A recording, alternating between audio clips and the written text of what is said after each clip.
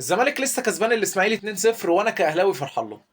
انا فرحان له. لو انت بجد يعني عندك زي ما بيقول لك كده ايه ذره ضمير، هتبقى فرحان للنادي ده، فرحان للزمالك بالحاله اللي هو فيها تتفرج على على الفرقه.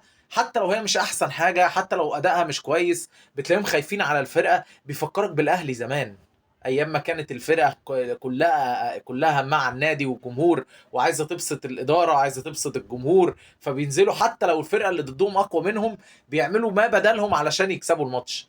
ده اللي انت بتتفرج عليه في الزمالك النهارده، فرقه عايزه تعمل حاجه، فرقه عايزه تكسب. النهارده الزمالك بيعزز صداره الدوري، والاهلي النهارده في المركز ال 16، والاتحاد متعادل، لو كسب هينزل الاهلي المركز ال 17. ده طبيعي، اللي انت شايفه ده طبيعي.